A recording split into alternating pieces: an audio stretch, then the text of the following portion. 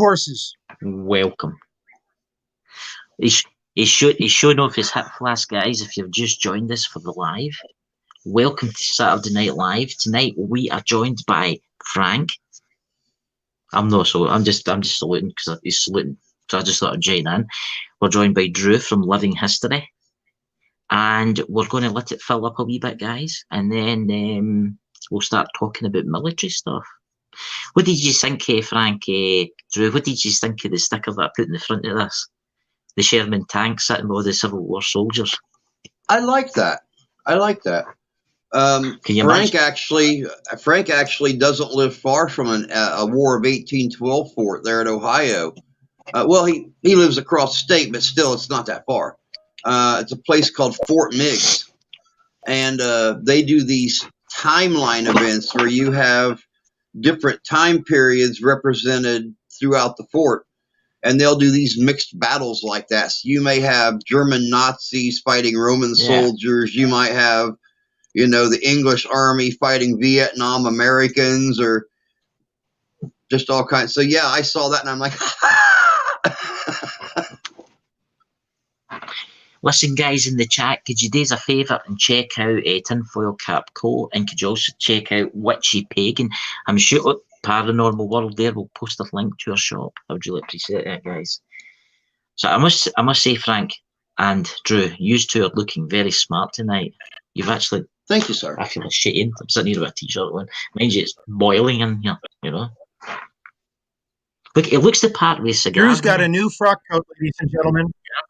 Yes. He looks every bit a Union officer, World War II. I'm in Civil War, American Civil War. 1861 to 1865, and he's the captain. Hey, Rusty. Hey, Dobby. Hey, Rusty. Hey, Sherry. If you're wondering, guys, I'm using my cell phone tonight as the Safari network on StreamYard is down. Don't know why you can't stream, but you can watch it, which is weird. But there we go. Looking very smart yourself tonight there, Frank. Very dapper. Yes, isn't he? He looks cool as in. I'm just to say Lieutenant Commander, World War II, U.S. Navy, submariner. I'm portraying Lieutenant Commander Franklin Kimball aboard the USS Cotton. I've got a question for you. You see that hat you've got on, Frank? Where did they get the eagle for? I take it that is for the flag. America. You know what I'm talking about? Yes. Is that what they got it for, the eagle? Yes. Yeah. Well, there's an eagle clutching a shield. Got two crossed anchors. That is the designates an officer. It's got the gold band on here. But I'm a lieutenant commander, so this is a khaki cover. They came with three covers: khaki, green, and gray. They also had a plasticized, rubberized cover for inclement weather. So this would designate an officer.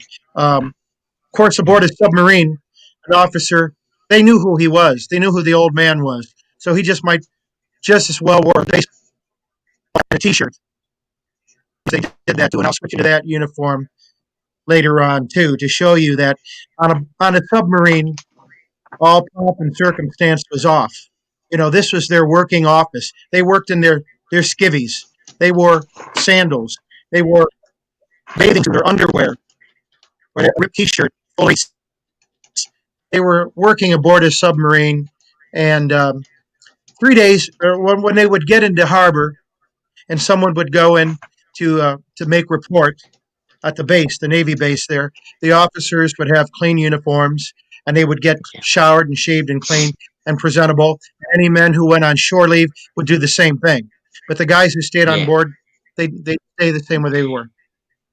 That's the only thing that I've seen a lot of the old war films, but the colour ones, and you always see the sailors dressed in white, right, with their white hats and their white gear. It's amazing how clean they can manage to keep them. I mean, they must sit for ages cleaning them. They must have two sets of clothes, ones that they wear all the time, and then the clothes that they keep. Pretty heavy duty bleach. they'd be bleached. When they got to be too dirty, believe it or not, the sailors would take them and put them in a big pot on the stove in the galley and take their pens and pour them in the pot because they had India ink, indelible ink in them. And they would dye their hats either gray or dark blue to match their work uniforms. It wouldn't show the dirt. It wouldn't be as spottable in the distance to an enemy as well, too. Oh, it is changed to the bottom down there. Hey, how did you get down there? I didn't know.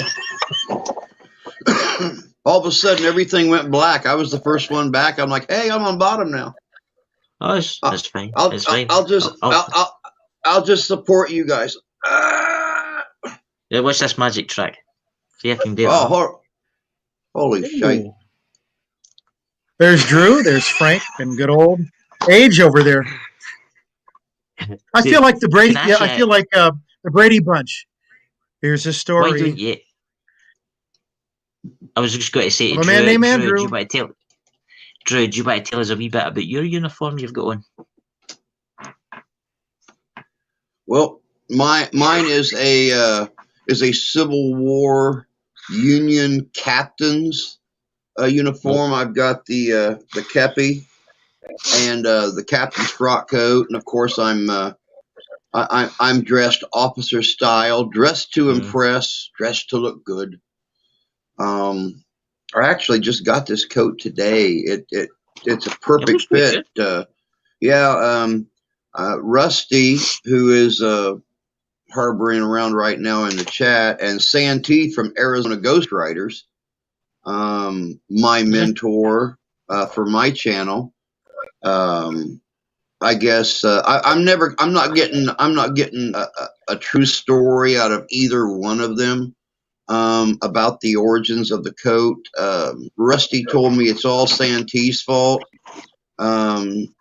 Santee said Rusty bought the coat and Santee done all the legwork. So I'm not getting a true story out of either one of them because neither one of them will admit spending money on me, but they know I love them both for it. And I must admit it's very nice looking. The two of you up there, I feel like I'm just private. Yeah. The two of you look awesome. I just look like a strange person from out the woods. Loose lift, sink ships. If we were not doing a military themed thing tonight, I probably would have came in here in my my kilt and my tam or shammer and everything else. So that's my running around the house comfortable outfit. Update you two years ladies and gentlemen. What's that, Frank? I just wanted to say, for those of you tuning in who have never heard about reenacting, reenactors are people who probably didn't study that much about history for one reason or another. However, later in life, we took a liking to history. If you like camping, if you like cooking over an open fire, if you like travel, if you like history, if you like visiting historical sites, maybe learning about your father or uncle or grandfather or granduncle or grandmother or great-grandmother, whoever served in a war, might be an interesting proposition to get involved with. If you're a military collector, if you collect clothing, you might expand your collection into actually wearing them. Everything I'm wearing is World War II issue and took years to gather together.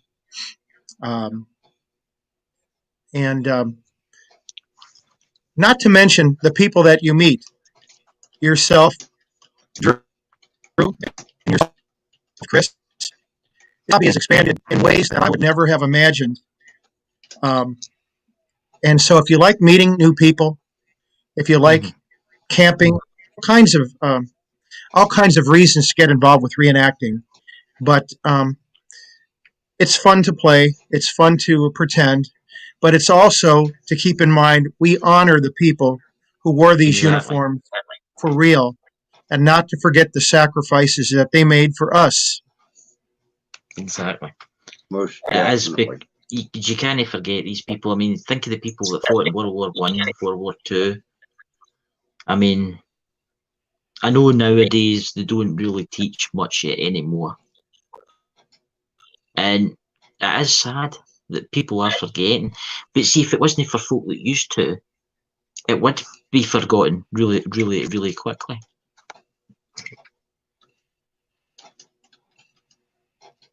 So reenacting is a way to keep history alive. Drew's channel on YouTube, which I encourage all of you to watch. Yes. It's called Living Oh History yeah, you Come need to go. Alive. And also Chris Mollet, his website on YouTube is called The Age of Darkness. We're kind of living ages right now with what has happened in this world that everyone's feeling the effects of. But can we not be a lantern or become the dark ages? We shed some light and communicate Yeah. as human beings and move forward together. Yeah, What's This is I've how light overcomes the darkness. when you go, I Drew? was actually just carrying on a conversation with Dobby right here in the chat. He was talking about how reenacting is very interesting to him, and I asked him, where do you live, and he told me, and I was gonna I was gonna type everything back into the chat, and I figured no, I would just talk to him. Um, it's so much harder where you guys live at to get into Yeah, of course. reenacting. Especially with the gun restrictions and things like that, to become a reenactor in oh, I'm sorry, I didn't realize Dobby was female. I'm sorry, dear. Yes. I was just Um about to say. um no, over there with the gun restrictions and stuff like that, even to do British military reenacting or Revolutionary War or Napoleonic or anything over Yeah. there, you need to have special licensing and Yes. all this here Uh, kind of you BS need to a get your guns. Now, you need a license for a musket. yeah, a lot of you guys, this is definitely more modern Yeah. than a black powder pistol. But Oh yeah. over here, this is not even considered a gun. It's considered a replica firearm, and you don't need any kind of a license, a permit, nothing to carry these. I carry this one on my side all the time when we leave the house. Well, because of how the world is today, you just never know when someone's going to do something Exactly. stupid. But this one or the 36 caliber model. This is a 44 caliber. This one or the Mhm. 36 caliber is always loaded in case someone tries to steal my wife's purse or steal her car Yeah. or whatever. But you don't need any kind of a licensing to carry anything like that. Now, modern firearms, you do, but You see, muskets, you know, that's the thing. Over here, where I stay, they do reenactments with swords, like the Highlanders or the knights with their armour on. But see, the I swords, they've yep. got to be blunt.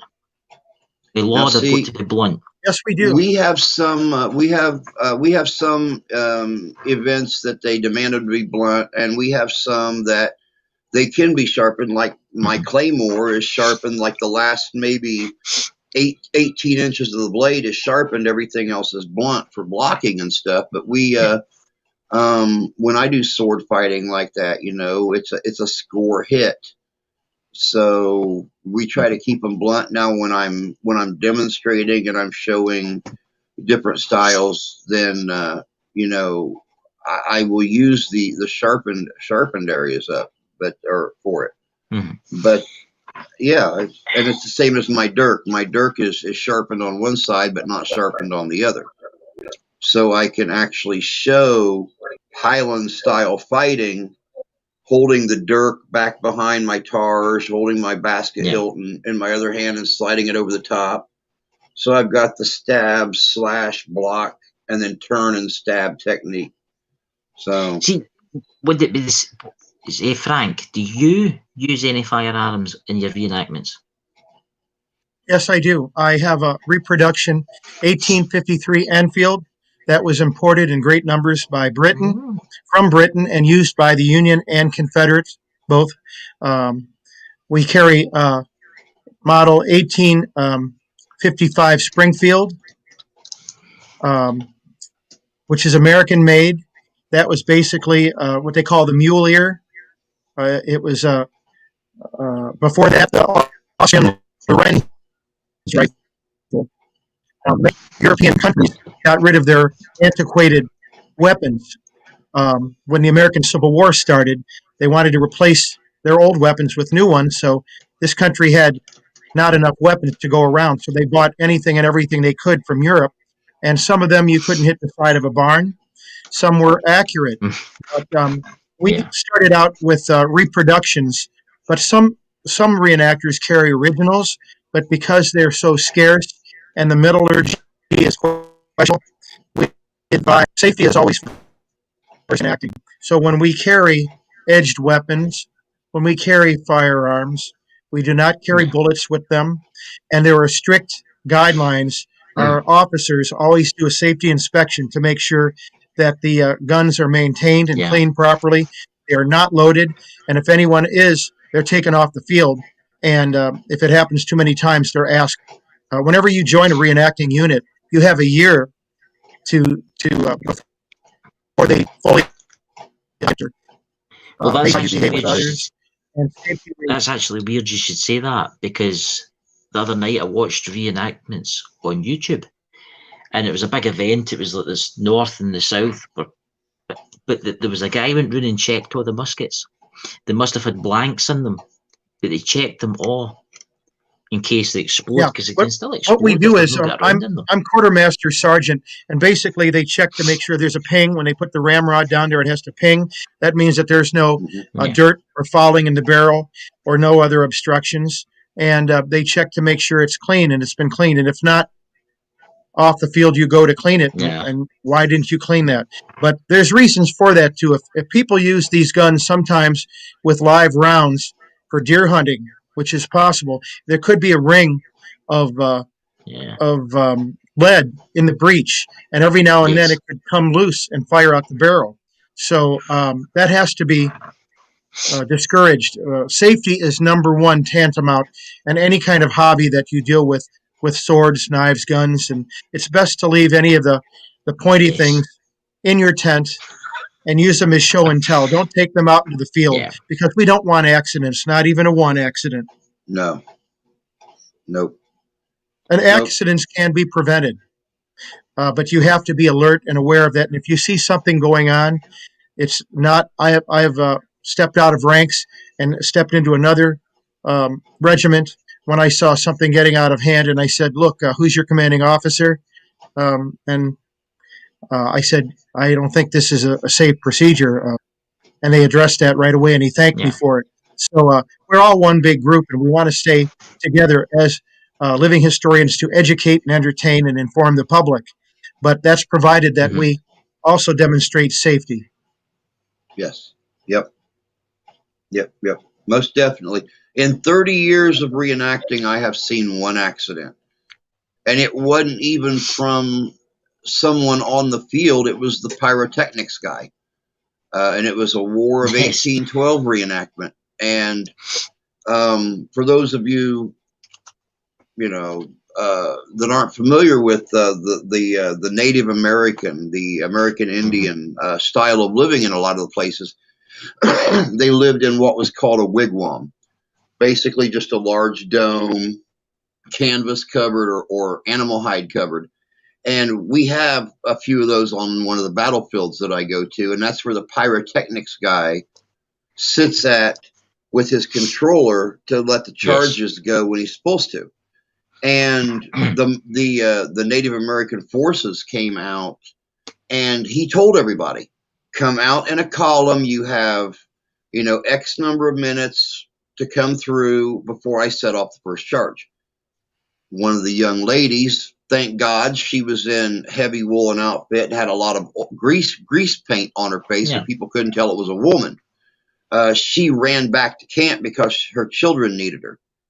So she came out 2 minutes after we did, and just as she was jumping over a pumpkin in the garden they had set up right there, the guy set off the charge underneath the pumpkin. So I mean, not only did she get covered in flame, but she also got molten hot pumpkins splattered all over her. Thank God of the grease paint and the heavy wool clothing. It protected her. What wound up being first-degree burns in a few parts of her body could have been third-degree burns over half her body. So, but that was the only accident in 30 years I've seen. I can remember it was on the news here. Oh, it was about 6 or 7 years ago, and it was down south. It was down in England, and it was a reenactment. The cannons, and one of the cannons exploded because it hadn't been looked after. And I was a member of an artillery regiment for a while too. I got tired of marching back and forth, so I joined an artillery regiment, and there's different positions. Each man has their own job to do. Is loading the cannon, transporting the cannon, cleaning the cannon, loading the cannon. It's very precise, and if there's ever a problem with a loaded cannon, they take both of the tompions and they cross them in front of the barrel. That means no one crosses in front of that, and that barrel's out of commission until they wait. Sometimes there's a cook-off where you could have, that's called a term that if you're loading fresh powder in there, and there could still be embers left in there with any black powder firearm, you have to extreme caution. And there's always someone watching, more than one person in every regiment.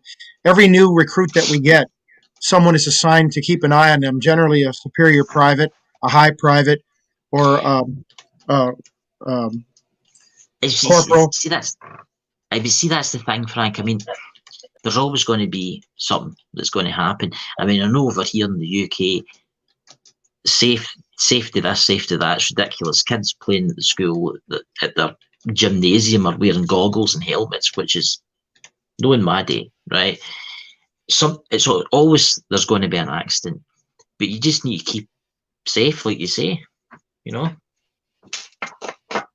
What was that? Yeah, safety first, always. Safety first, always. But I would also encourage anyone involved with reenacting these uniforms and equipment. If you get them from collectors and people who are military historians, get Drew earlier today on the phone. Remember, Drew? And when I bought my first frock coat, it was $75 US. That was 1992. Today, I see the same company selling brand new frock coats for $400 and a quarter. That's outrageous. I'm a rich man in a poor man's body.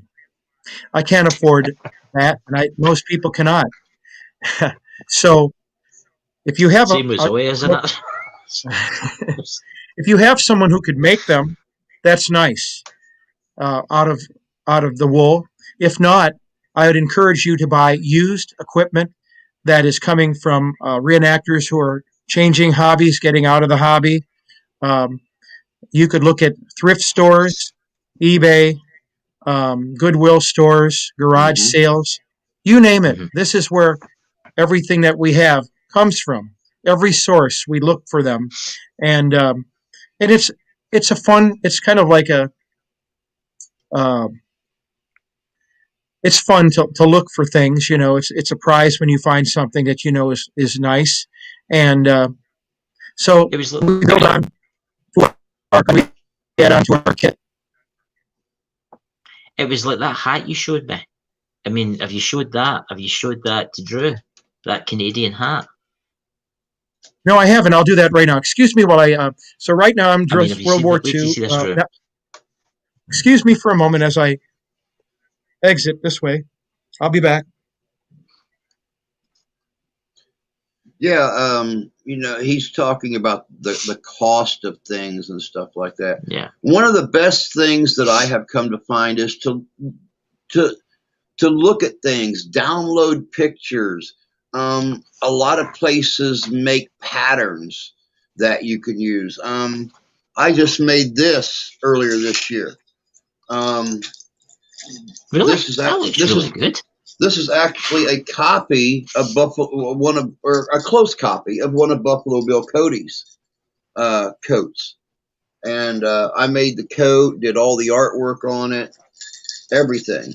And that is amazing. You made that? Did you do that? That is amazing. You made that.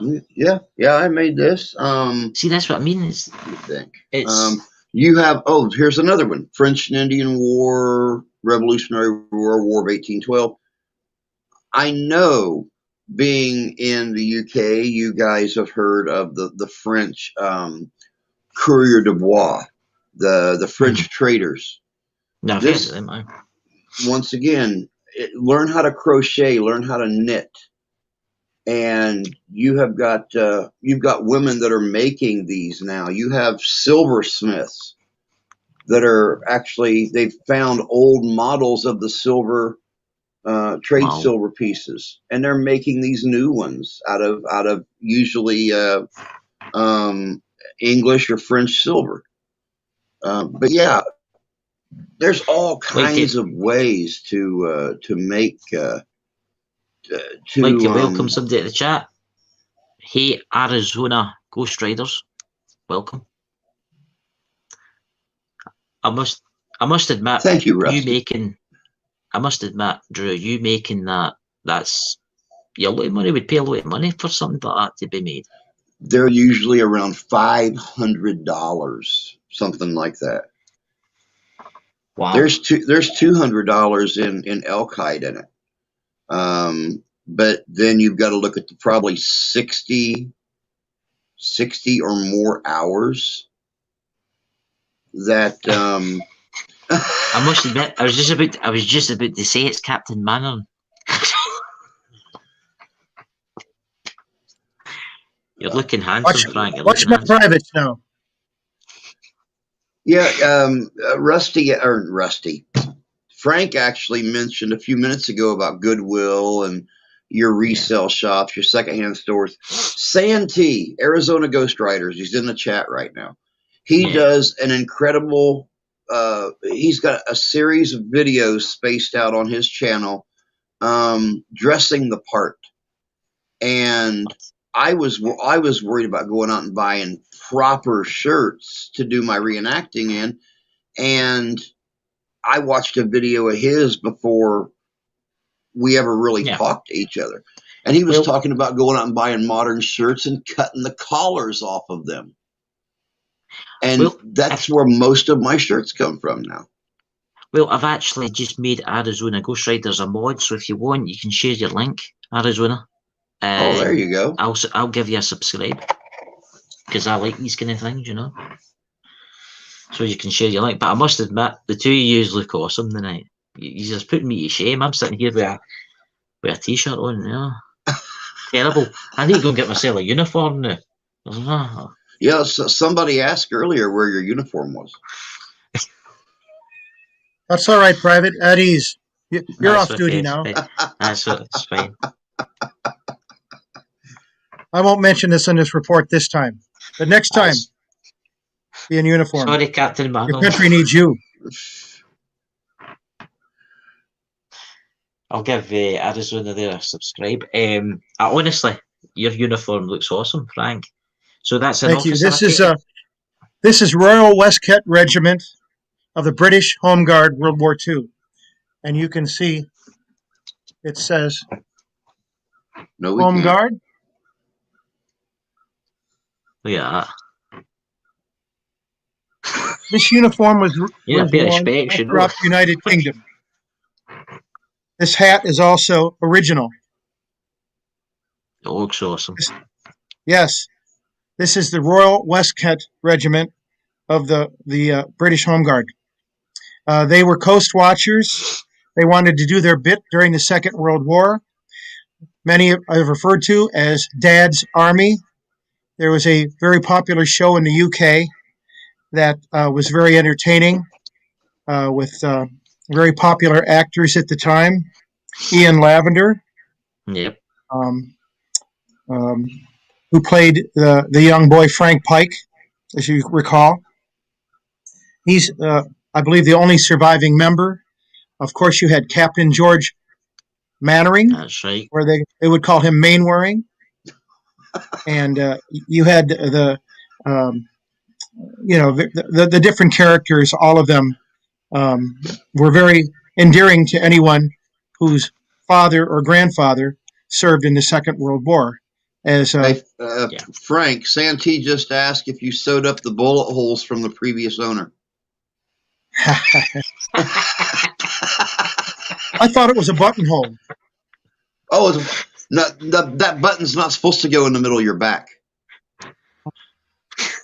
I'll have to sew that up then. No, I haven't. Oh, there you go. You know, V for victory. We will never surrender. Who's like- it? Was it Fraser? Was the It's like, Scottish guy? wait, that's not supposed to be there?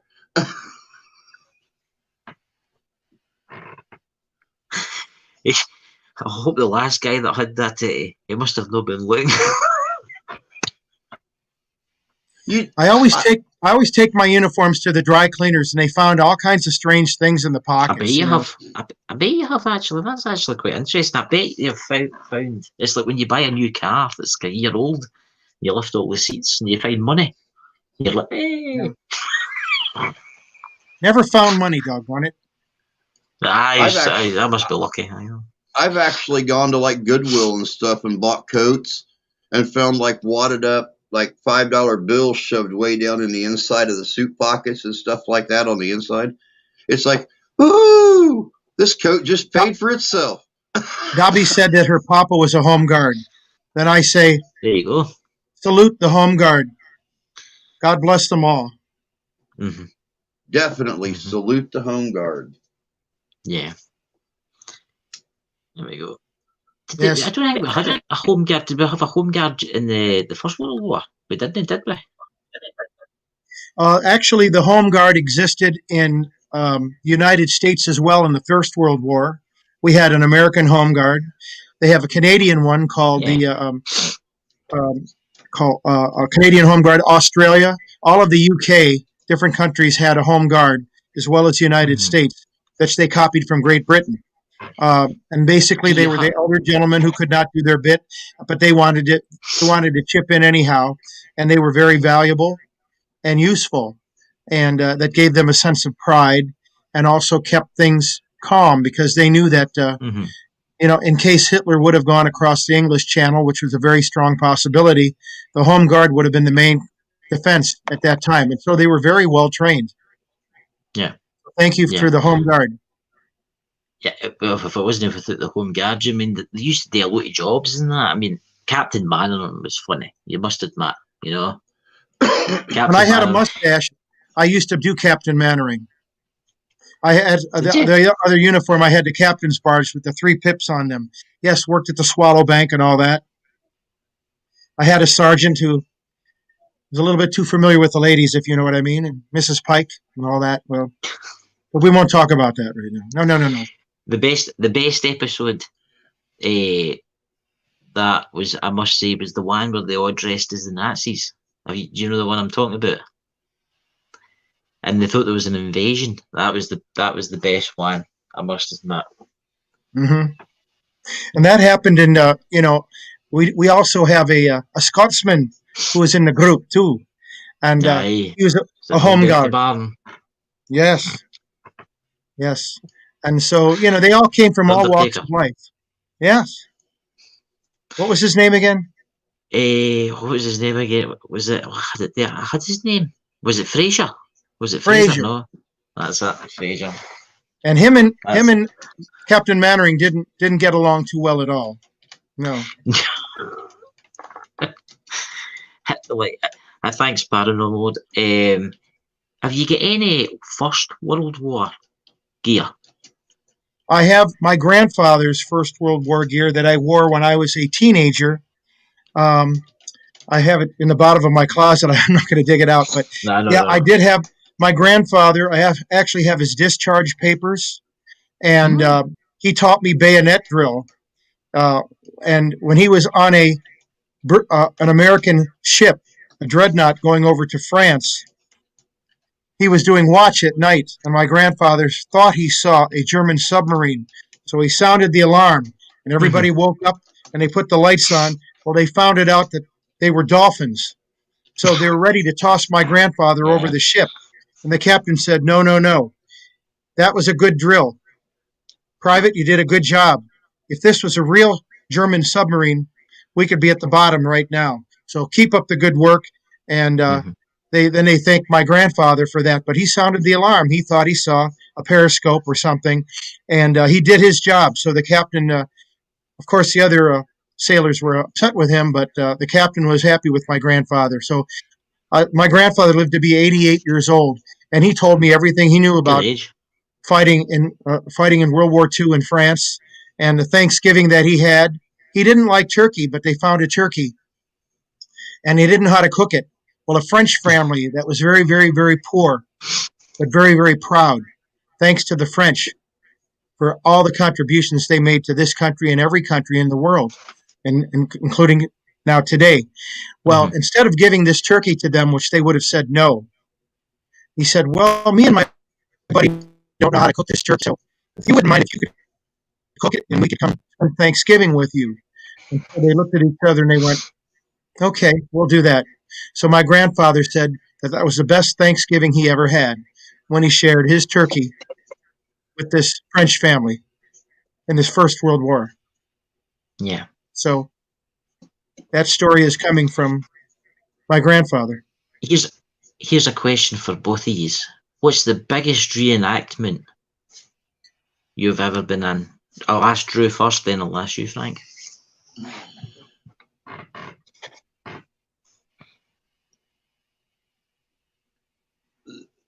I've done a Civil War reenactment and a War of 1812 reenactment that were about the same size. Both of them had probably 250, 300 reenactors total.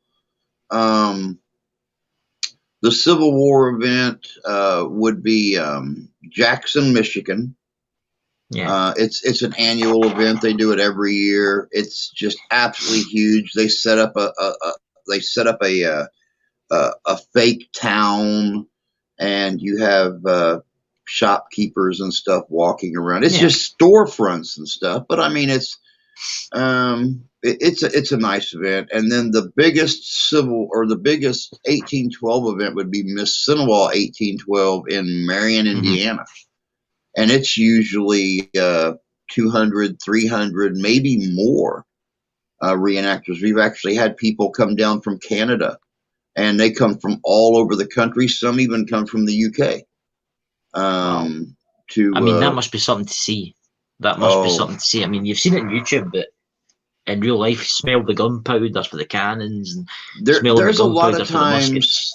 There's a lot of times you wake up in the morning, and for that split second, when you walk out and everything's clear, and you've got this level of smoke from the fires hanging above the camp, and you smell it burning, and you look at everything, nothing modern anywhere in sight.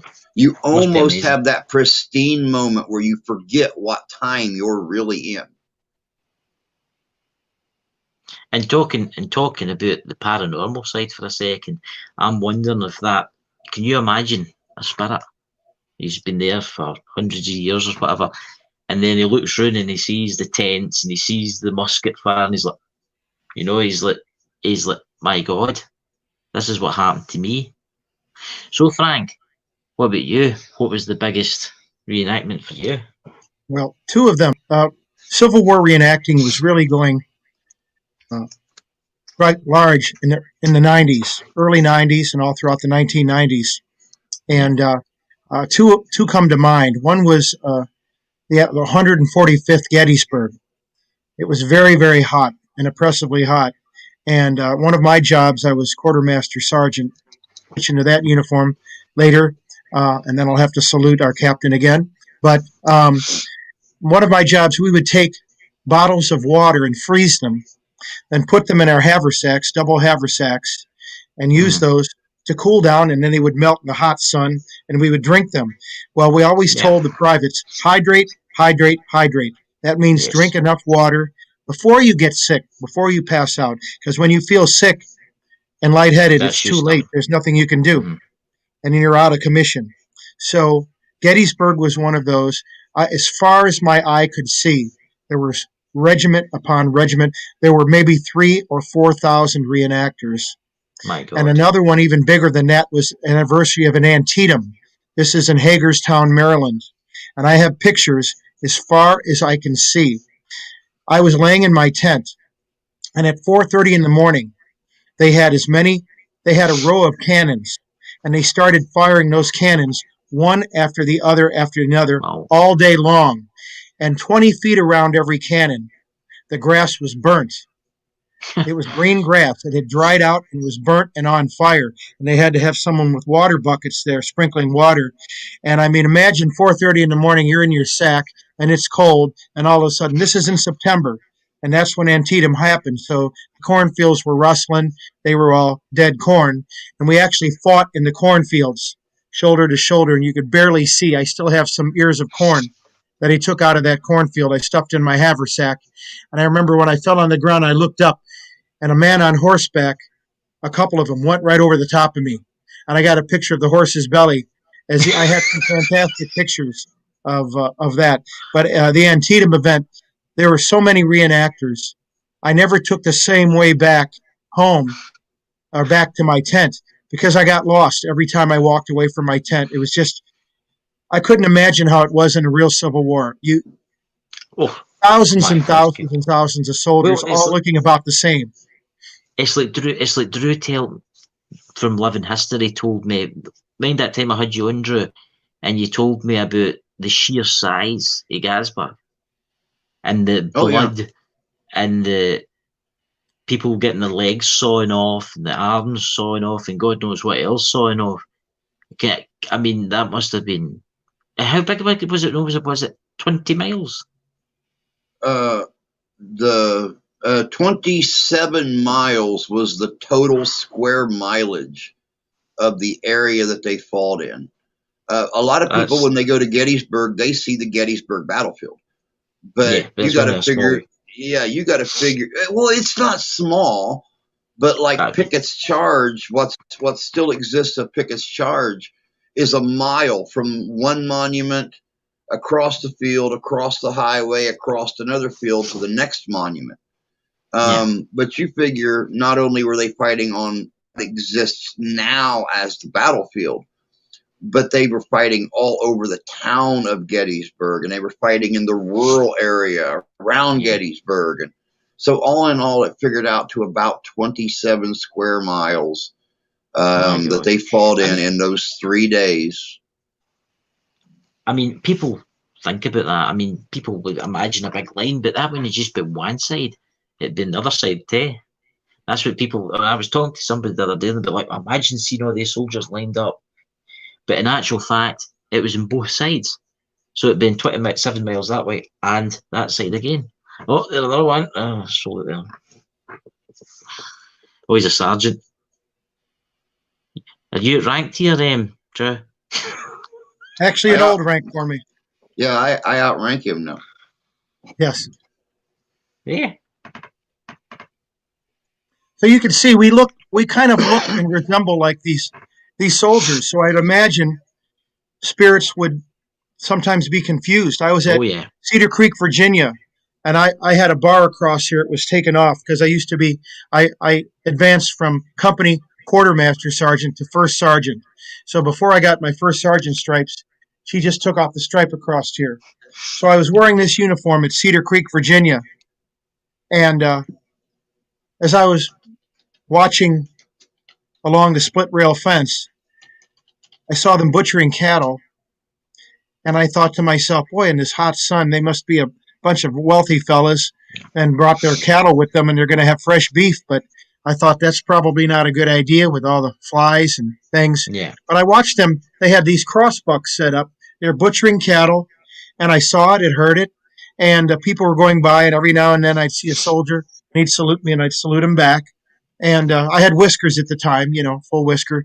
And it was the most authentic scene I'd ever seen. So when I got back to camp, I said, wait till you see these guys. They're butchering cattle around the other side of the house at Cedar Creek, which is the Height Mansion during the Civil War. They said, that's impossible. I said, I'm watching it for 20 minutes. I tried to take a picture, but I left my camera in my tent back in camp. Yeah. I'll show you after supper time. So supper time, we went over there, and none of that was there. Nothing. Good God. So I think someone explained that I may have walked through a vortex or something. Yeah. But I was actually, I believe like... that I think I was actually there physically, because people were there walking past me, looking at me, acknowledging me, and I have no explanation for that. I mean, I saw what I saw, and I saw it, and I'm not going to change my opinion. I saw it. I mean, I was there. It's like Drew's. It's like the video you done, Drew, where you visited Gettysburg and stuff. I mean, the spirits. I mean, you tell us what you think, Drew, about the spirits at Gettysburg. We ran across some places when we went out to Gettysburg the last week of October. I wanted to do 2 different video series from that visit, because not only is my channel about living history and history reenacting and history in general, but it's also about haunted history, historic places, cemeteries, towns where history took place. And I wanted to do 2 different video series. I want to do one on the history of Gettysburg and one on the haunted history of Gettysburg. And so when we'd go out at night and we would do the paranormal stuff, sometimes it seemed like it was almost a residual energy that we were picking up, something that, was imprinted in that space, that they're not really there anymore. They've moved on, or whatever the case may be. Yeah. The violence that took place. Yep. And then, of course, you had situations like at Sniper's Nest and stuff like that, where we actually had communication, where we got voices over the spirit box, or we one situation, my friend Mark is a second U.S. Sharpshooter. Yeah. And we were there at Sniper's Nest, and we said, are we surrounded? Because we were hearing things all around us, up on the rocks, past the stone walls, everything. We said, are we surrounded? And the spirit box said, look around. Okay.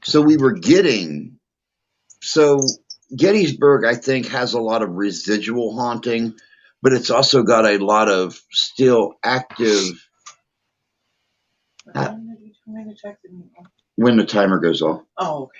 I thought you said something about before. Sorry, guys. I my wife had to work today, and I didn't have a live stream of my own tonight, so I told her I would make dinner for her.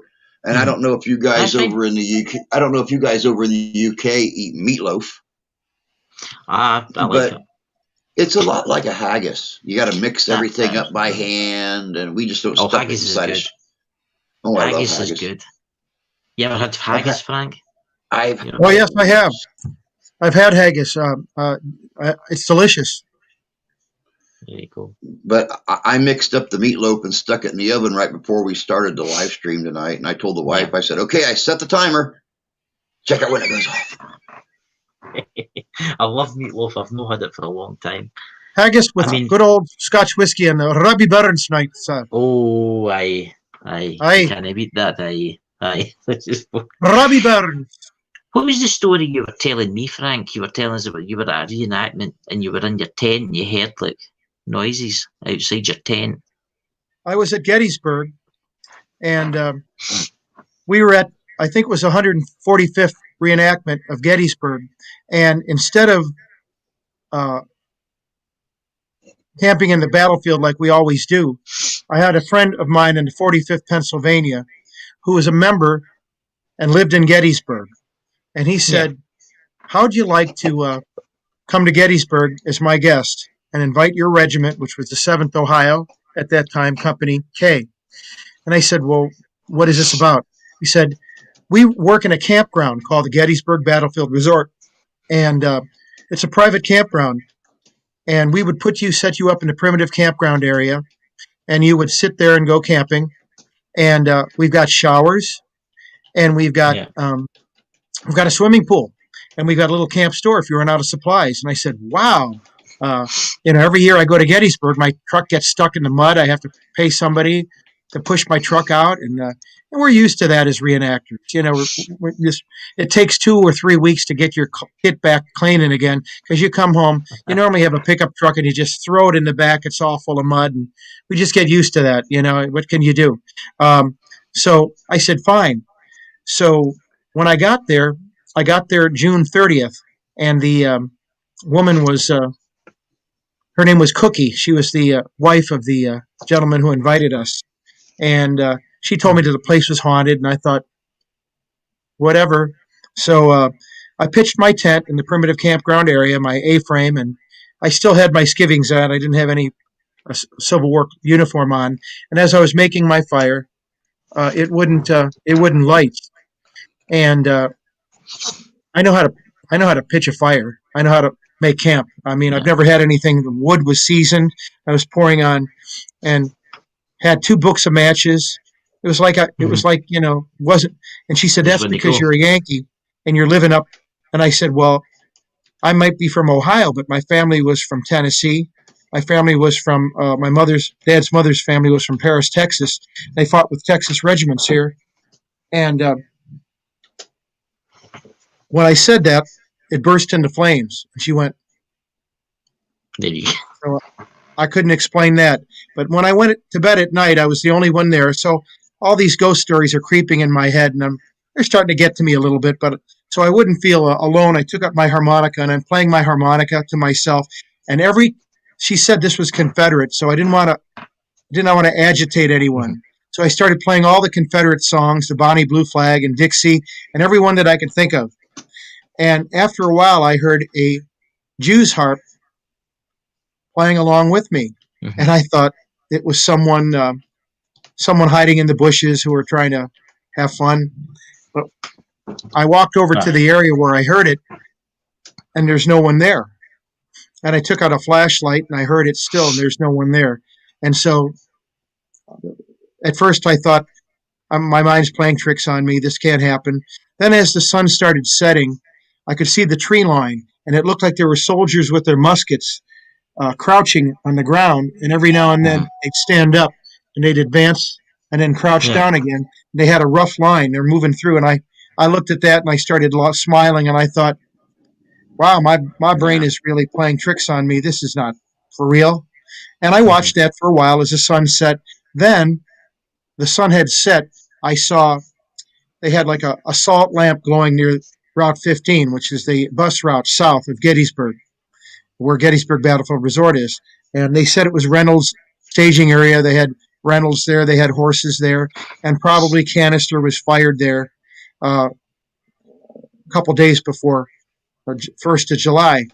So as the sun was setting, I cooked a hamburger. And I was eating this hamburger. I looked at the salt light, and I saw that looked like 3 reenactors. They were wearing sand gray uniforms, sack coats, with kepis on, and 3 kids, clean shaven, no whiskers, and I couldn't see from the knees down. And one was like sick in the middle, and 2 were supporting him on either side. And I thought, this. Yeah, I didn't know. So I had a pair of binoculars with me. I took up my binoculars, and I could see the buttons on their uniforms and their faces. And I looked down, and I couldn't see anything from their knees down. And I was shocked. I was shocked. I bet you were. I mean, everybody's seen the video of Gettysburg. Remember that one, Drew? I think you've seen it too, Frank, the one with the cannons and the guys driving through the park. Yeah. And you can see something. You see running around the cannon. Well, I had my foot tugged. When I went to bed, it was hot and it was muggy, being July 30th. So I had my A-frame door open to get a little bit of wind, if there was any, and I could see the front gate too. So if someone was walking up to me, because I thought I've heard people walking around, but there was no one there. So I thought to myself, I'm not going to get too much sleep tonight, and I didn't. So as I laid there, um, I felt like my foot being wiggled or tugged, and I looked down, and there was nobody there. So I was cool, and I shifted my other foot over, and that happened a couple of times.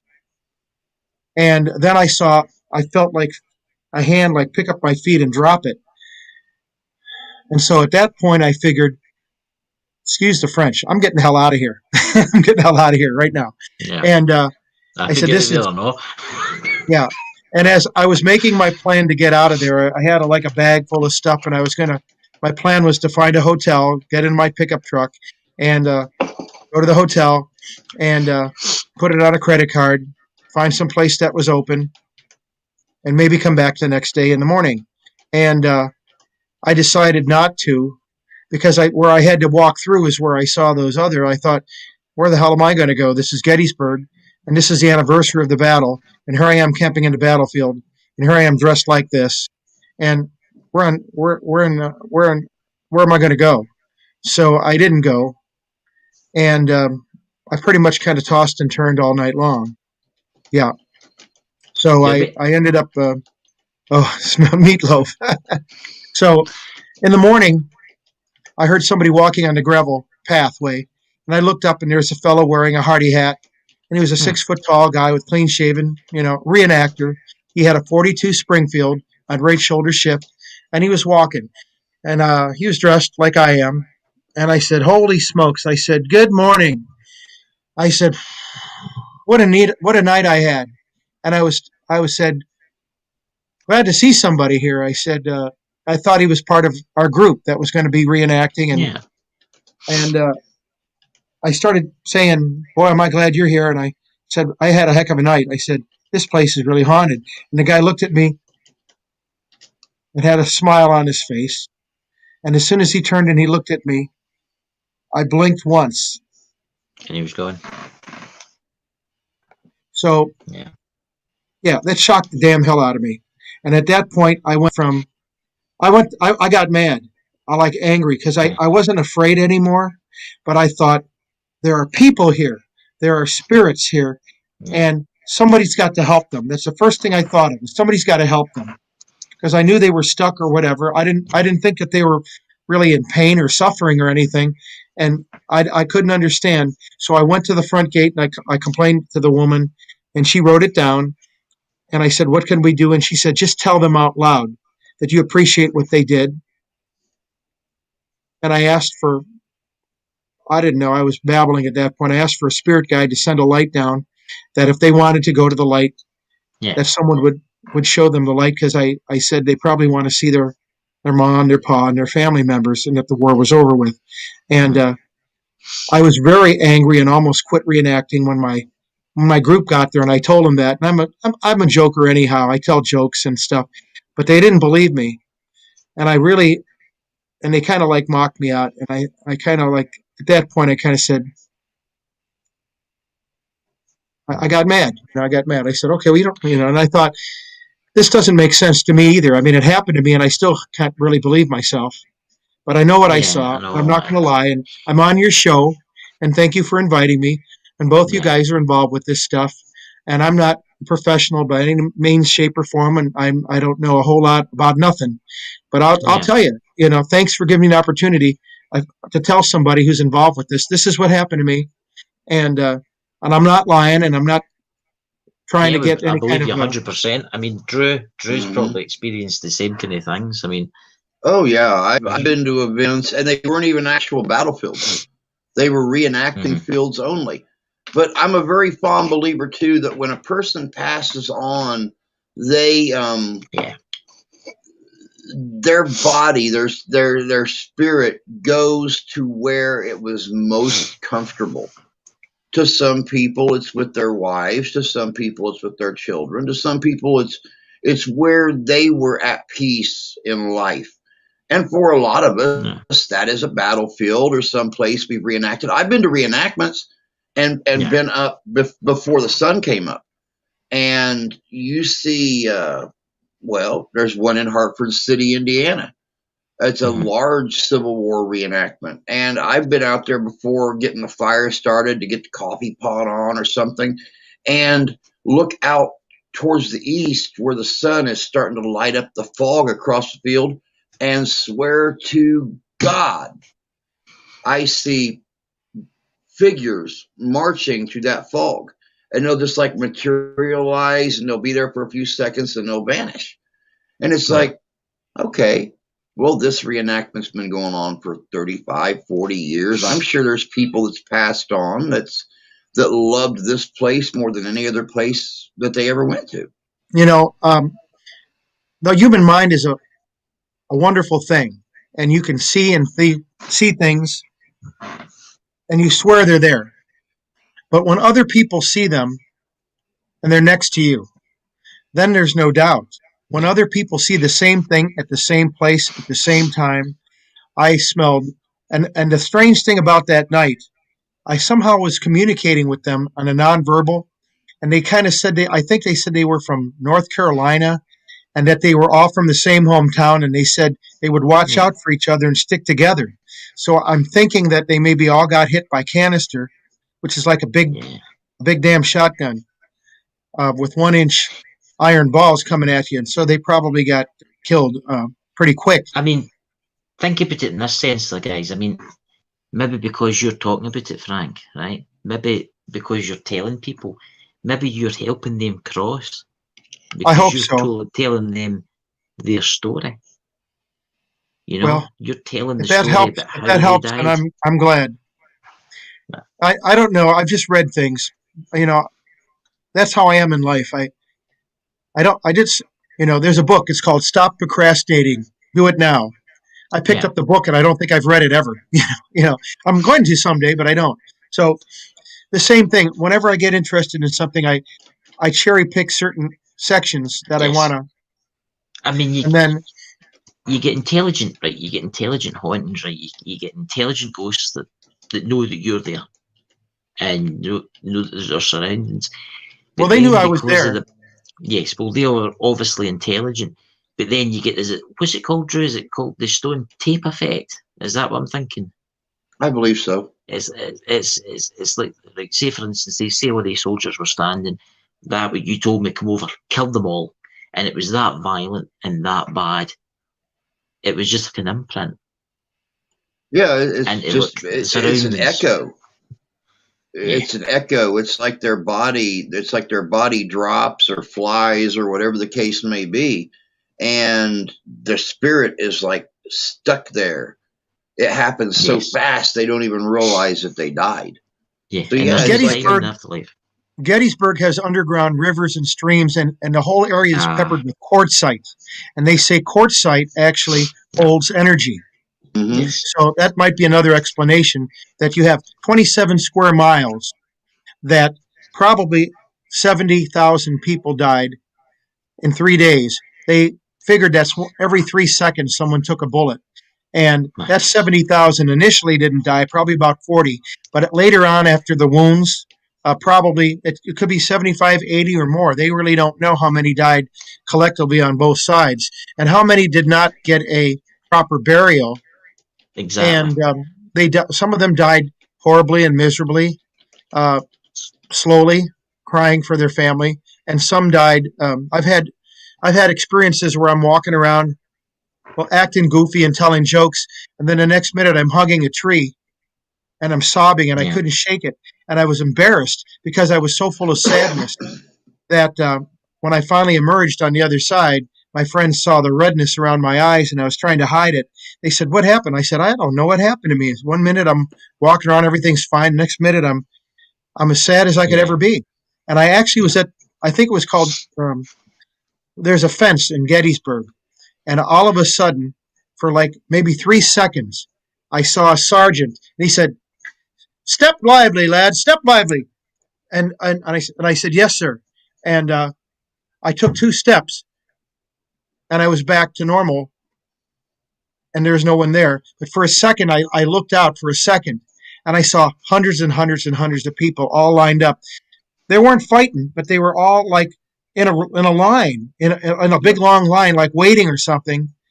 And I Yeah. was in that line. And he Yep. saw me and he What told me to step lively, and I said yes, sir. And I never told that to anybody because I didn't know really what happened. So you you're in Gettysburg, they estimated over 51,000 people died in those 3 days. And Yeah. like when I did my videos, we were the last day we were there. I was out and I was filming the whole area there where we had the paranormal contact the first night there. And I'm walking around and I'm filming everything. I just think it's just you're talking Jurassic period stones that have been there Yeah. for over 60 million years right there in that location. And wow. that's where these men were fighting at. And I'm sitting here and I'm walking around and I'm looking and Devil's Den Yeah. Cave. I get all the way up on the hillside and I look out across the little road and there's another stretch of battlefield and there's some of those big rocks spattered and there's the fence that's all going. And I'm sitting there and I'm looking at that and for over 24 hours, my friends that I went out there with asked me, "How are you feeling? Are you okay?" And oh yeah, I'm fine. I'm fine. I'm loving this. I'm loving this. But I'm sitting there and I'm looking at this, and all of a sudden I start to sob. Yeah. Yeah. And I got my sobbing part done, and then I turned my camera back on. And I set the tripod up, and I crawled up on top of one of those rocks, and I just started emptying my heart out to the camera. That I just all of a sudden became so overwhelmed and thinking about some of these boys who had barely hit puberty, let alone Yeah. ever had the pleasure of kissing a young woman or holding hands with a young woman or having children or growing old with somebody. And I'm like, my God, the realization of this just hit me. And I mean, there were men 14, 15 years, 16 years old. There were men in their 70s that were fighting out there. I mean, some of these guys were 10, 12 years old when, or 15, 20, maybe even some of them fought in the War of 1812. And every I'm time I sitting go to here, Gettysburg, Drew, whenever you go to Gettysburg, do you feel like when you're in like 5-6 miles of town, suddenly my hair starts standing on edge. And the strange thing is, I feel like someone's watching me, and I feel like they're saying like, "Hi, welcome back," like they're happy to see me, like they knew me or something. I get that strange feeling too, and it's strange. I look around and like I almost like sense like people are smiling. Um, I can't really explain it, but I could sense something. You know, you're driving along Route 11 or you're driving whatever before you get to Gettysburg, and then when you Yeah. get in the vicinity, you feel different. You got a different feeling, and Well, it maybe, doesn't always. It's always different. You don't hit it right away, but sometimes you really well, you feel maybe they can sense, maybe these spirits can sense that you're coming, and oh because you have been doing this, it's keeping their memory alive. Mhm, If you know what I'm trying to say. I very feel good that. I possibility. feel like and I sometimes I say, why are you guys here? The war is over with, sir, gentlemen, and I'm sure that your mothers and your fathers and your family Yeah. members are wanting to see you. And why do you remain here? You know, there's all different reasons and different theories why. And like Drew said, a lot of this is like the replay of Over. a movie that was It's recorded because of the emotions. So it keeps playing back. And if you don't yeah. have your radio turned on, you're not going to hear it. You're not going to see it. But Yep. for some reason, our minds are in tune. But we're on the right station. The radio's on, and we're picking up. But sometimes, if it's not, you're not going to, you know. Some Well, they people say, have gone to Gettysburg for years and they've never had any kind of experience. see, Yep, Drew will it's true. understand what I'm saying here. I mean, they say there's no life, there's no time in the afterlife, right?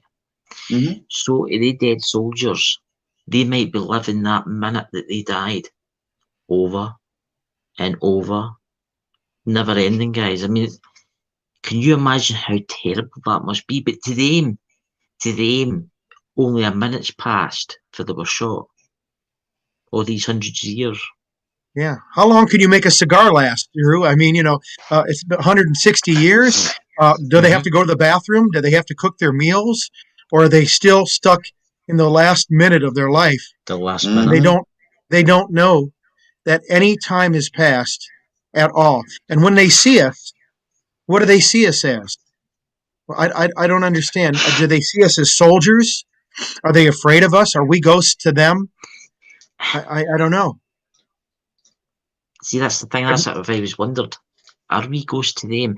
They think they're alive, and because they see these ghost hunters walking about, that obviously they don't know they're ghost hunters, or these gadgets, right? And they're like, "Oh my god, what's happening?"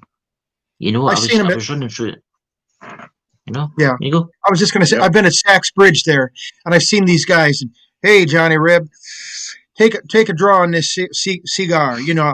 Miss that tobacco, don't you? And they'd put it on the fence post, and you'd see the cigarette being drawn.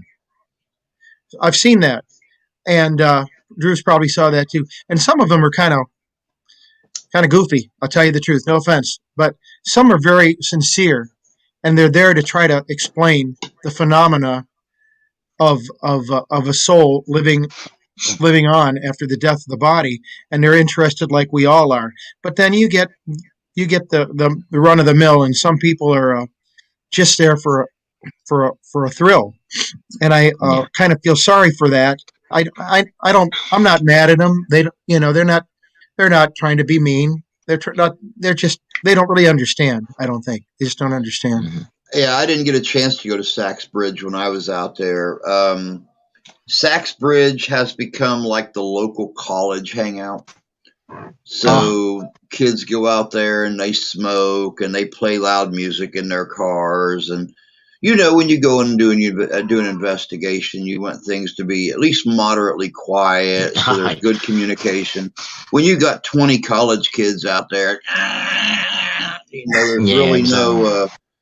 So we didn't even bother going out there. I really wanted to, because Saks Bridge is a very active place, and even if you don't get any open communication, I've seen more than one video where people are just sitting in the middle of the bridge with a spirit box and they're communicating, and you'll hear clock, clock, clock, clock, clock, clock, clock, coming across those wood boards. Mm-hmm.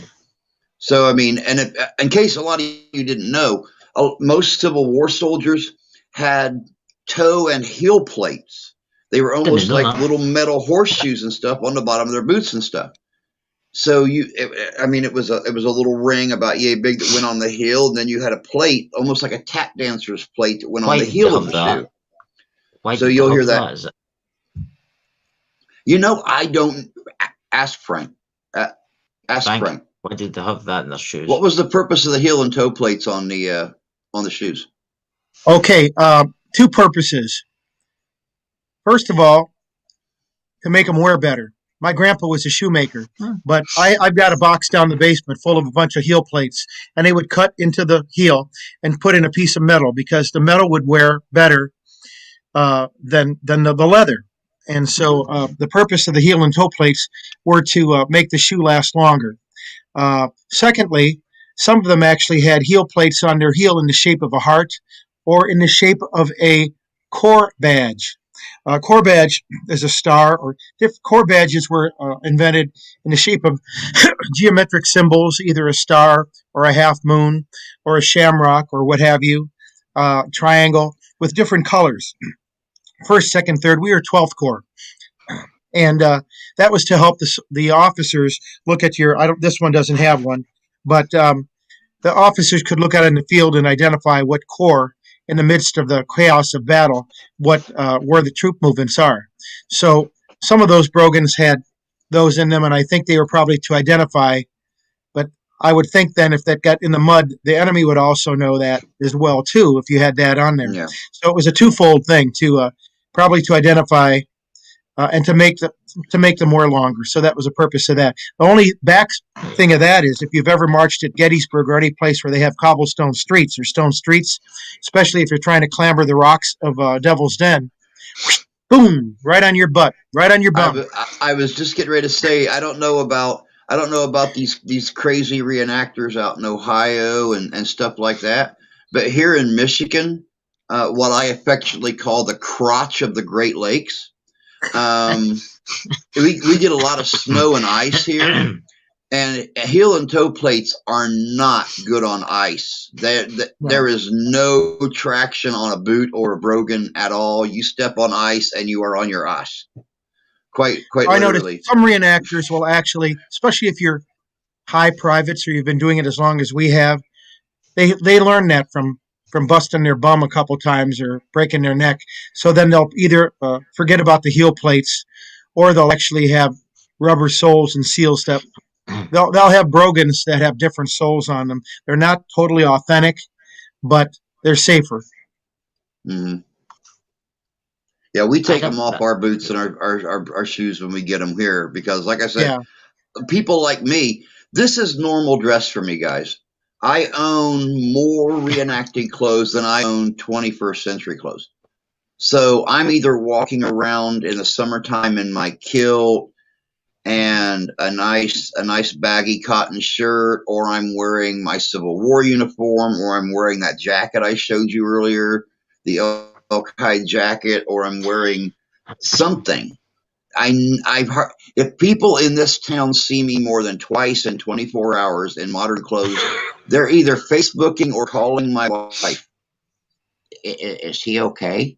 He wasn't dressed like he normally dresses.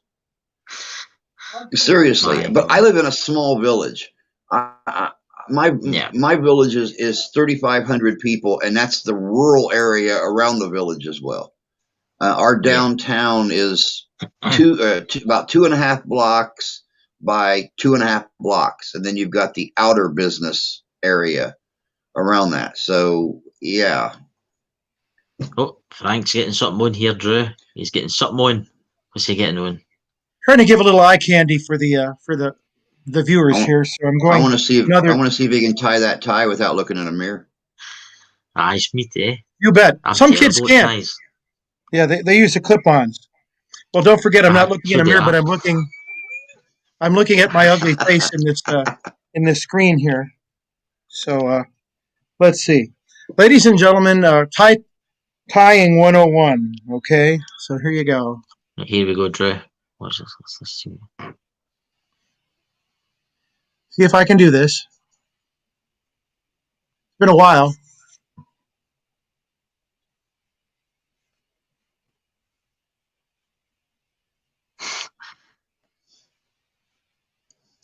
All right. It's not perfect. Okay. I've got a clip on one. Wait till you see this one. Here you go.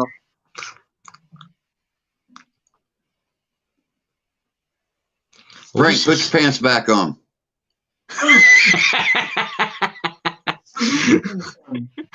What's this? Dressing up is awesome. Paranormal World Investigators. Remember, guys, share your links out.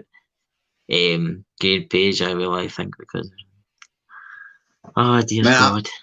While Frank's getting dressed, I have to say, for those of you who didn't attend my stream last night, you missed a hell of a good stream. I watched it back.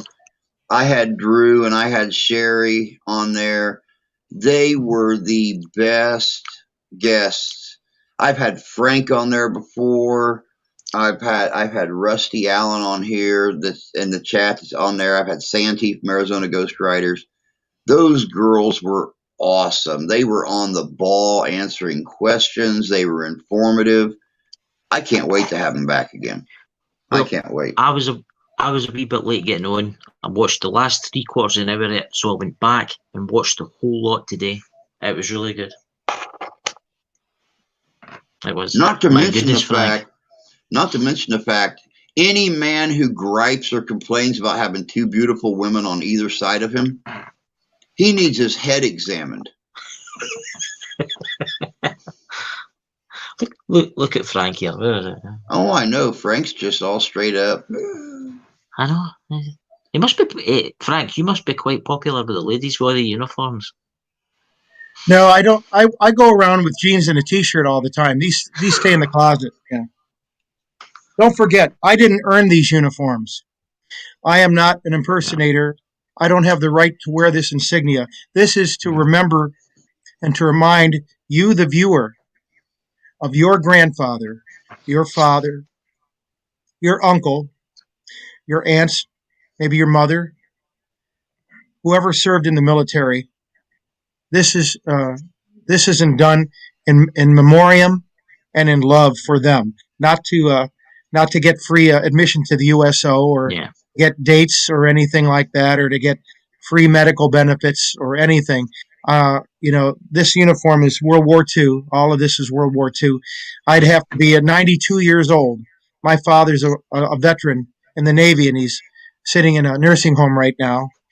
God bless him. But my father was quite a handsome young man.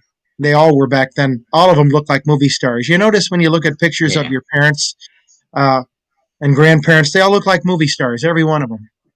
They had class, and they call that the greatest generation.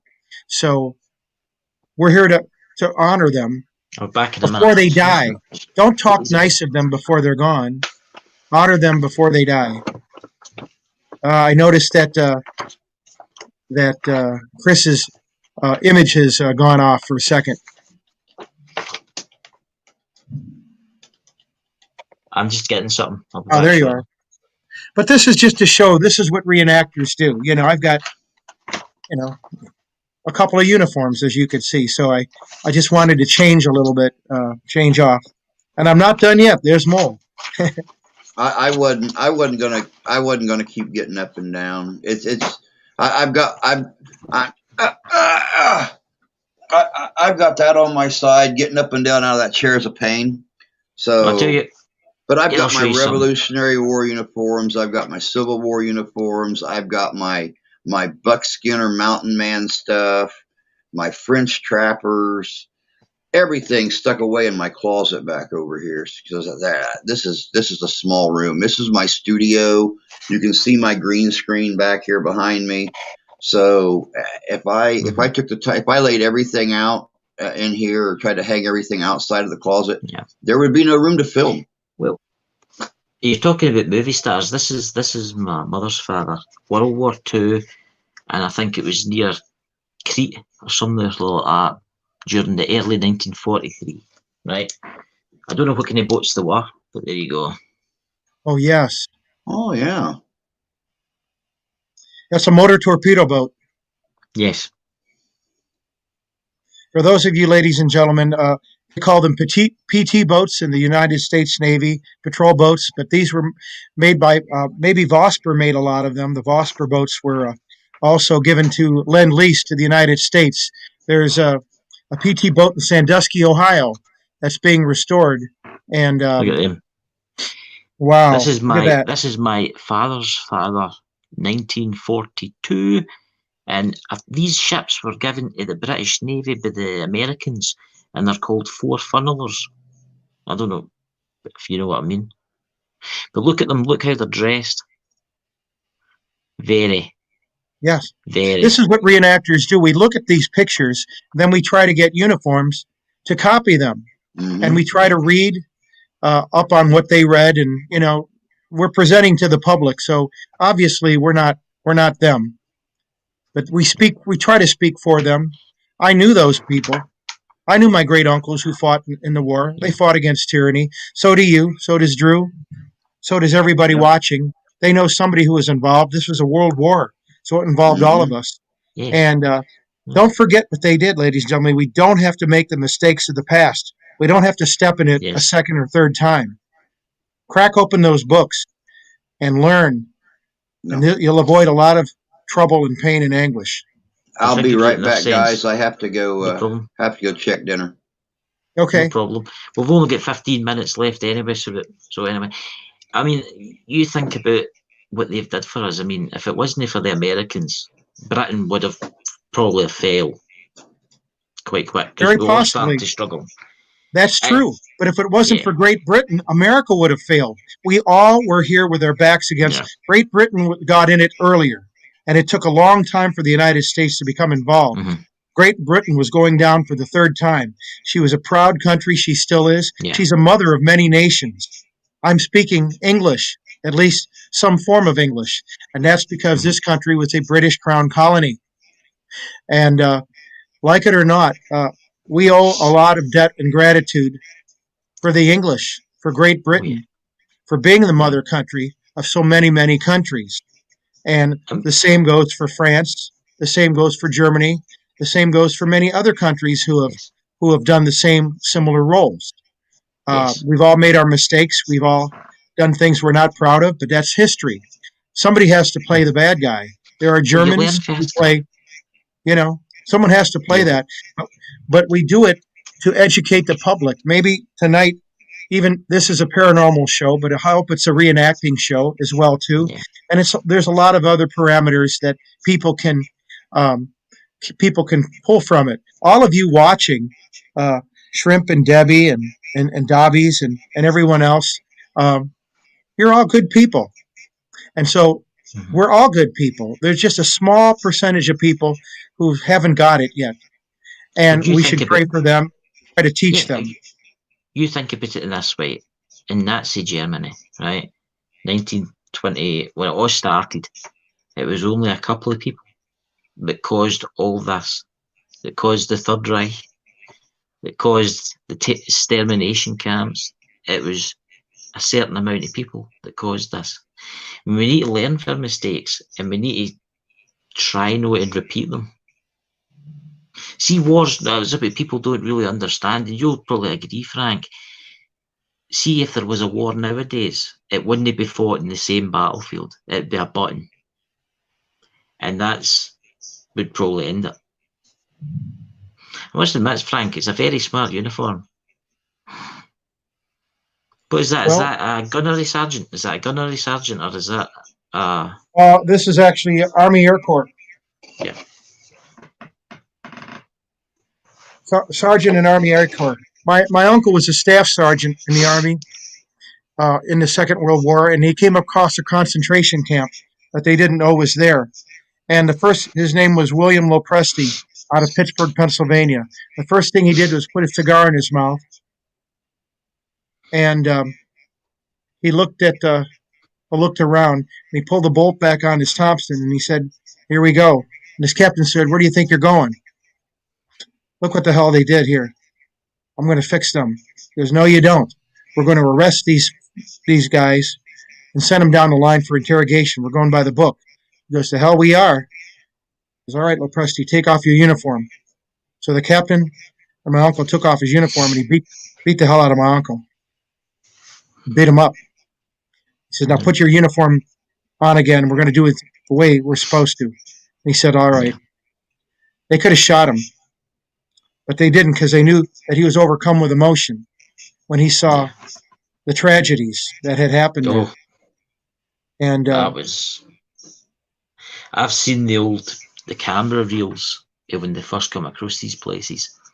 For what happened to the Jewish people and that, and my God, I mean, there was people skinnier than you see the African children that are skinny. That's how bad it was. It was. I mean, you think of the spirits that must be wandering about there, stuck. so I didn't think of all this when I started reenacting. I just thought about getting out of Dodge, having fun on the weekend, forgetting about my job, forgetting about home, forgetting about work, and just having fun with my friends and going to historical areas, which I love, and combining it with camping, which I loved. And little did I know that what direction this would take me in. But that was Yeah. 1992. I started this, and here I am today. And I'm by no means a representative of all the reenactors there are. I would say the majority of them are much more educated than I am, articulate than I am, and really have Mhm. a vast knowledge, much more. Yeah. I'm just a kind of typical run of the mill guy.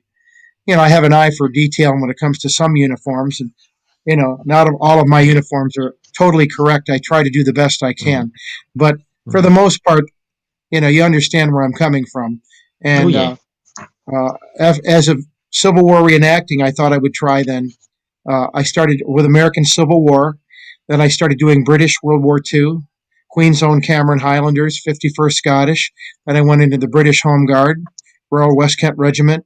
Yeah. And then I went into United States Navy, World War II submariner, U.S. Army Air Corps, and different dress and Yeah. undress uniforms associated with those.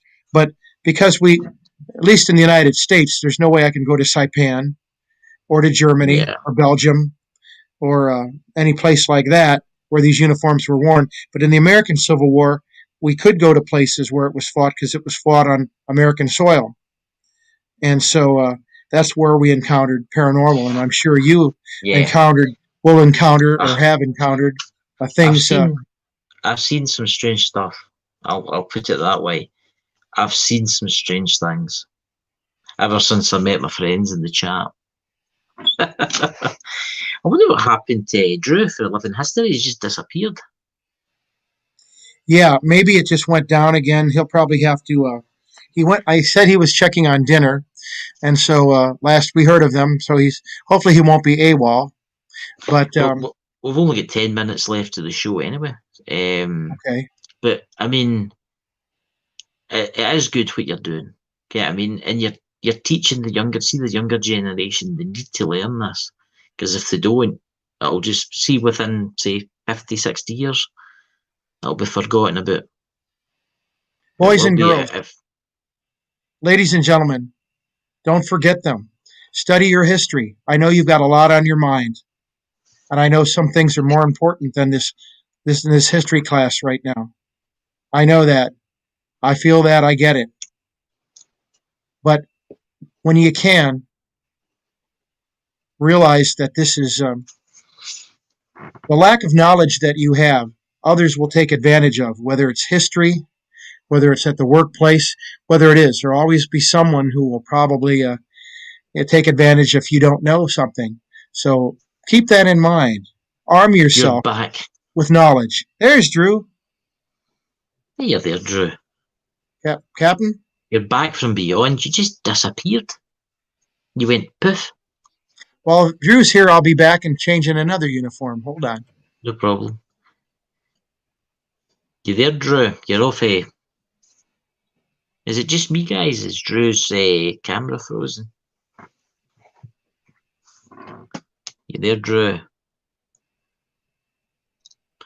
So, guys, I hope you've enjoyed the Yeah, show I'm trying to tonight. get everything to come back in. I hope you've enjoyed the show tonight. It's been really good. Back from With beyond. Drew and Frank. I think your internet's dropped out, Drew. Yeah, I bet he was away stealing a bit of the old meatloaf. You in the chat, everybody in the chat's got me hungry. Talking about haggis and food. Yeah, everything just kind of froze up. I came back in here. My screen was blank over here. Yeah. This one. Yep. You just disappeared. Yeah, I I think I it's think we might StreamYard. have a storm or something happening somewhere. Yeah. Are you getting snow? Yeah, Drew.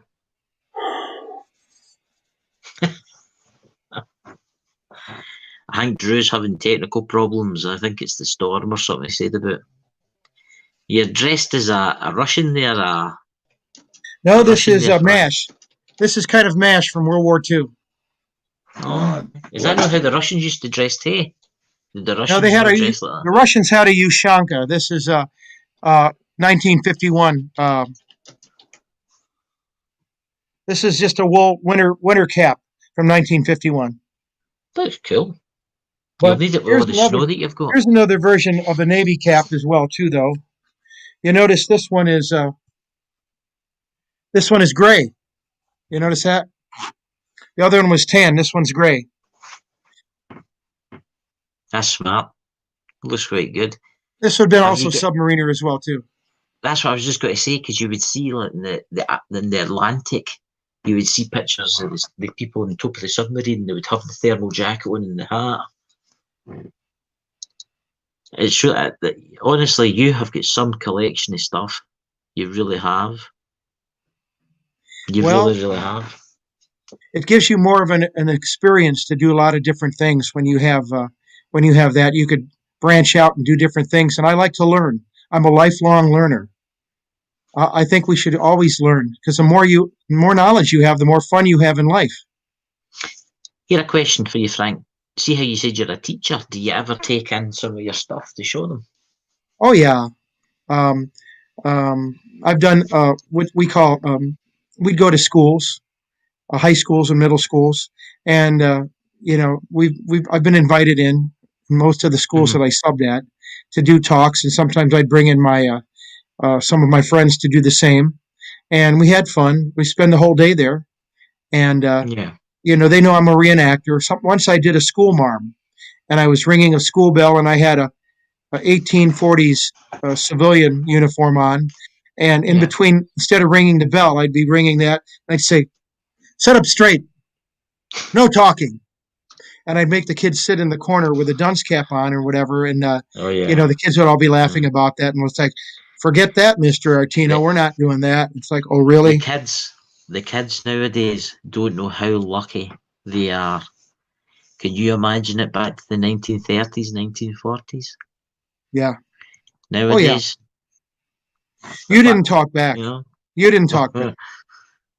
no. Yeah. I'll just add Drew in at the stream. Here There we comes go. Drew again. He's back from beyond. No, is he? Can you hear I us, think he's Drew? having. Can you hear us, Drew? Again, CQ, CQ, CQ. He is. He is. 59 there. to You can hear him. 374. Come in, Drew. It's just kind of. You can hear Drew, but you just kind of it's lagging out. I'm just about to end this, guys. Anyway, so what I'll do is I'll back out here and the two of you stay in the chat, right? I'll talk to you for a minute, and I would just like to say thanks for living history, Drew, and thank you, Frank, for coming on, teaching my subscribers new things. My Would you like to pleasure, say? definitely. Would you like to say always into a the pleasure. right? So I'll end this and then I'll talk to you in the chat. Thanks for coming, guys. Remember, I'll put the links below for Tinfoil and Witch Pagan Gems. Take care, guys. Bye.